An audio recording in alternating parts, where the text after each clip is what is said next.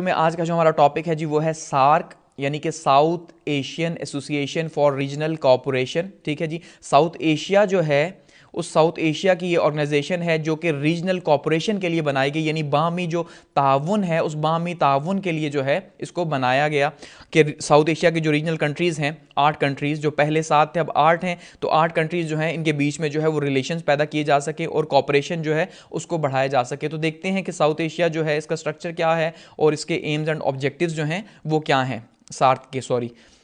तो सार्क के अंदर जो कंट्रीज़ शामिल हैं यहाँ पे आप उनके फ्लैग्स देख लिए। यहाँ सबसे पहले अफगानिस्तान है, ठीक है, उसके बाद बांग्लादेश है, उसके बाद हमारे पास यहाँ पे भूटान है, उसके बाद इंडिया है हमारे पास, फिर यहाँ पे जो है वो हमारे पास मालदीव है, उसके बाद हमारे पास यहाँ पे नेपाल है, फिर पाकिस्तान है हमारे पास, और फिर उसके बाद जो है हमारे पास श्रीलंका है। तो ये 8 कंट्रीज़ जो हैं हमारे सार्क का जो है वो हिस्सा हैं। अब सबसे पहले तो ये समझिए कि सार्क एक्चुअली में है क्या और इसका बेसिक ऑब्जेक्टिव क्या है। देखिए सार्क क्या है, सार्क जो है वो साउथ एशिया जो है, जो जनूबी एशिया है, ठीक है, जो एशिया के जनूब का इलाका है, यानी कि ये जो आपको यहाँ मैप के अंदर दिखाई दे रहा है, तो जनूबी एशिया के जो कंट्रीज़ हैं इनकी आपस की एक तंजीम है जिसका बेसिक पर्पज़ जो है वो पॉलिटिकल, इकोनॉमिक और सोशल जो है वेलबींग को प्रमोट करना साउथ एशिया के अंदर। ठीक हो गया, जिसमें अफगानिस्तान शामिल है, पाकिस्तान शामिल है, नेपाल शामिल है, भूटान शामिल है, बांग्लादेश शामिल है और इंडिया और श्रीलंका जो है शामिल है इसके अंदर। अच्छा, अब इसके बैकग्राउंड की बात करते हैं कि ये बनाई क्यों गई और क्यों जो है इसकी ज़रूरत महसूस हुई, कि किस वजह से जो है वो सार्क को बनाया गया। तो सबसे पहले जो है हम ये मानते हैं कि इसका जो आइडिया है वो 1980 के अंदर जो है इसका आइडिया सामने आया। और आइडिया सामने किसकी तरफ से आया, इसका आइडिया जो है ज़ियाउर रहमान जो हैं, जो बांग्लादेश के जो प्रेसिडेंट थे, उनकी तरफ से ये आइडिया जो है वो सामने आया कि हमें साउथ एशिया जो है इसके अंदर एक ऑर्गेनाइजेशन बनानी चाहिए, एक ऐसी ऑर्गेनाइजेशन जो कि इकोनॉमिक, सोशल और पॉलिटिकल वेलबींग को यहां पे प्रमोट कर सके, क्योंकि जो रीजन है इसके अंदर बहुत ज्यादा पोटेंशियल है और दुनिया की सबसे ज्यादा आबादी यहां पे मौजूद है, इसलिए जो है इसको यहां पे प्रमोट किया जाना चाहिए। तो ये आइडिया ज़ियाउर रहमान की तरफ से आया। ठीक है,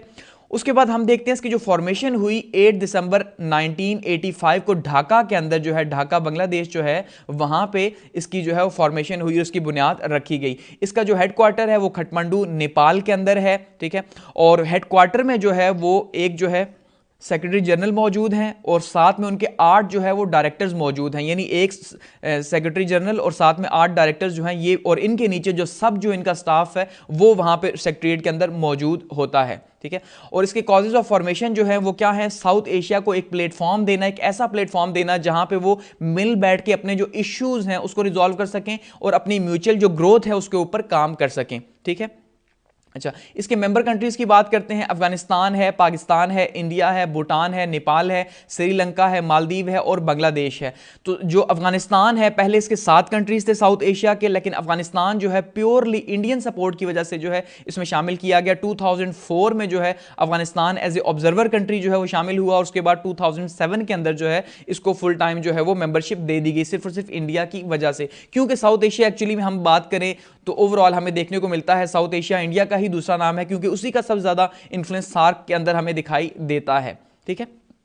अच्छा, अब यहां पे इसके बैकग्राउंड के ऊपर जैसे मैंने आपको बात की कि सबसे पहले ज़ियाउर रहमान का ये आइडिया था कि 1980 के अंदर उन्होंने ये आइडिया दिया और इसमें जो सेक्रेटरीट मीटिंग हुई अप्रैल 18 1981 के अंदर कोलंबो के अंदर जो श्रीलंका है वहां पे ये मीटिंग हुई, जिसमें जो है मजीद इसके ऊपर बातचीत की गई कि भाई किस तरह से क्रिएट किया जाए, इसका जो स्ट्रक्चर होगा वो किस तरह का होगा। ठीक है, पूरे का पूरा इसके ऊपर जो वर्किंग प्रोसेस था वो यहाँ पे किया गया। फिर इसके नीचे के तौर पर कमेटी बनाई गई। ठीक है, और वो जो कमेटी थी उस कमेटी ने अगस्त 1981 के अंदर जो है वो मीटिंग की। अगस्त 1981 के अंदर जो मीटिंग की उसमें जो है ये डिसाइड हुआ कि किस तरह से इसका स्ट्रक्चर जो है वो क्या रखना है। फिर फॉरेन मिनिस्टर्स की जो मीटिंग हुई वो दिल्ली के अंदर हुई और 1983 के अंदर हुई, यानी कि सिर्फ 3 साल 1980 में ये हुआ, उसके बाद आहिस्ता आहिस्ता ये प्रोसेस होता रहा। फिर 1983 के अंदर जो है दिल्ली के अंदर जो फॉरेन मिनिस्टर्स की मीटिंग हुई तो उसमें जो है इसका चार्टर जो है अप्रूव किया गया और उसके बाद जो है चार्टर अप्रूव होकर दिसंबर 8 1985 को जो है वो प्रॉपरली अप्रूव हुआ और उसके बाद इसने वर्किंग स्टार्ट कर दी। तो जो सार्क डे है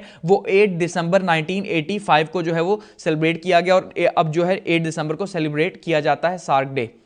अब इसकी बात करते हैं ऑब्जेक्टिव्स क्या थे, कि इसको किन मकासद के तहत जो है बनाया गया और उसके जो मकासद थे वो क्या थे। देखिए उसमें सबसे पहला जो मकसद था वो था पॉलिटिकल, कि ये जो ममालिक हैं साउथ एशिया के, ठीक है, ये जो ममालिक हैं इन मुल्कों को जो है आपस में लिंक बनाना चाहिए पॉलिटिकली, ठीक है, अपने डिस्प्यूट्स को सॉल्व करना चाहिए, क्योंकि यहाँ पे सबसे सेंसिटिव एरिया है इंडिया और पाकिस्तान की वजह से। इस वजह से ये रीजन जो है काफ़ी ज़्यादा प्रॉब्लमेटिक था। इससे पहले हमने देखा था कि 1971 की जो वॉर हुई थी उसमें बांग्लादेश जो है वो बना था, तो उसके बाद मजीद जो है वो यहाँ पे हालात मजीद कॉम्प्लेक्स हुए थे। इसके अलावा इकोनॉमिक यहाँ पे इसका मेन ऑब्जेक्टिव था, यानी इकोनॉमी को प्रमोट करना, एक दूसरे की सोशल और कल्चरल जो है वेलबींग यहाँ पे लेके आना और सोशल और कल्चर एक दूसरे का प्रमोट करना पूरे के पूरे साउथ एशिया के रीजन के अंदर। इसके अलावा सोशो कल्चरल डेवलपमेंट जो है सबसे इंपॉर्टेंट था, कि सोसाइटी जो है और जो कल्चर है साउथ एशिया का, ठीक है जी, उस साउथ एशिया के कल्चर को प्रमोट किया जाए और सपोर्ट किया जाए।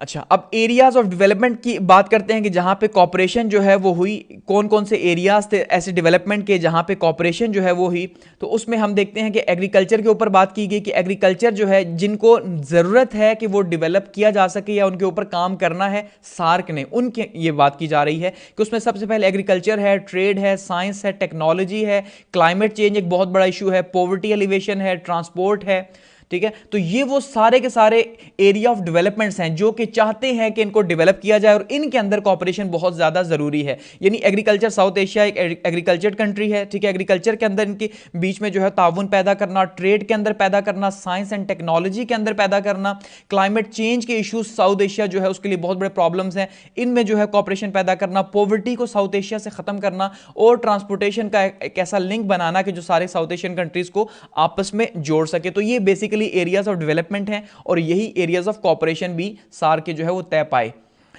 अब अगर बात करते हैं पाकिस्तान के रोल की सार्क के अंदर, तो ये एक बहुत इंपॉर्टेंट जो है वो पॉइंट है। यहाँ पे सार्क के दो जो है वो कॉन्फ्रेंसेस इस्लामाबाद के अंदर हुई पाकिस्तान के अंदर। सार्क 1988 की कॉन्फ्रेंस हुई जिस टाइम पे यहाँ पे पाकिस्तान पीपल्स पार्टी की हुकूमत बनी और बेनज़ीर भुट्टो साहिबा यहाँ पे प्राइम मिनिस्टर थी। इसे काफ़ी ज़्यादा पॉजिटिव कहा जाता है। साइड लाइन के ऊपर इंडिया और पाकिस्तान के प्राइम मिनिस्टर की जो है वो राजीव गांधी की और साथ में जो है बेनज़ीर भुट्टो साहिबा की बातचीत भी हुई, तो इसे काफ़ी ज़्यादा पॉजिटिव जो है वो कहा गया। इसके अलावा सार्क जो है वो 2004 का समिट हुआ इस्लामाबाद के अंदर, इसमें भी जो है वो बामी बातचीत हुई साइड लाइन के ऊपर और इसको भी बहुत ज्यादा इंपॉर्टेंट जो है कहा गया। और पाकिस्तान के अगर ओवरऑल रोल की बात करते हैं कि जो पाकिस्तान है उसका रोल क्या रहा, तो देखिए पाकिस्तान का रोल यहां पे अकेला हम तय नहीं कर सकते क्योंकि यहां पे इंडियन फैक्टर भी मौजूद है। तो इंडिया और पाकिस्तान यही मोस्ट पावरफुल कंट्रीज हैं साउथ एशिया के अंदर और सार्क के अंदर, और इन्हीं का ही सबसे ज्यादा इन्फ्लुएंस है। या तो जो छोटे छोटे कंट्रीज हैं उन्हें इंडिया की साइड पे होना पड़ेगा या पाकिस्तान की साइड पे होना पड़ेगा।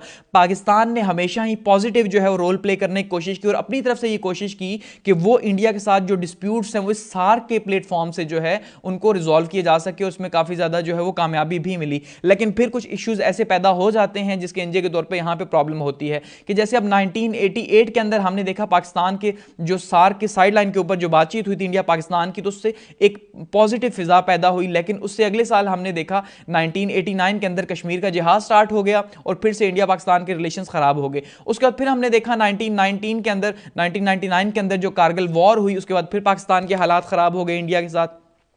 फिर 2004 में सेट हुए, लेकिन 2007 के अंदर हमने देखा बम्बई अटैक्स में फिर से वही प्रॉब्लम हो गया। तो एक्चुअली पाकिस्तान ने कोशिश जरूर की, लेकिन क्योंकि पाकिस्तान खुद जो है वो इंटरनल इंस्टेबिलिटी का शिकार है, जिस वजह से पाकिस्तान की खुद की इकोनॉमिक ग्रोथ जो है वो माशी तरक्की इतनी ज्यादा नहीं कि वो ये जो छोटे छोटे सार्क के कंट्रीज हैं इनको प्रमोट कर सके। तो ऐसे में इंडिया जो है उसके लिए एक बहुत ओपन स्पेस बचती है कि अब देखिए अगर हम बात करते हैं भूटान की, हम बात करते हैं नेपाल की, हम बात करते हैं बांग्लादेश की, हम बात करते हैं श्रीलंका की, ठीक है, हम बात करते हैं मालदीव की, तो ये वो कंट्रीज हैं जिनको इंडिया से बहुत ज्यादा फायदा है क्योंकि इंडिया की इकोनॉमिक ग्रोथ पाकिस्तान के मुकाबले में बहुत बेहतर है। तो ऐसे में जो है नेपाल भी इंडिया के अंदर ही है, भूटान भी इंडिया के साथ ही है, अच्छा श्रीलंका जो है वो भी इसके साथ है, इसी तरह से मालदीव मुस्लिम कंट्री होने के बावजूद जो है या बांग्लादेश जो है इनका भी ज्यादा सपोर्ट जो है वो इंडिया की तरफ ही है। एक श्रीलंका जो है पाकिस्तान के लिए काफी जो है वो एक सॉलिड स्टैंड रखता है, लेकिन उसको भी जो है वो छोटा कंट्री है, जाहिर बात है इंडिया की तरफ से थ्रेट्स भी होते हैं, इकोनॉमिक थ्रेट्स होते हैं और बिजनेस थ्रेट्स होते हैं।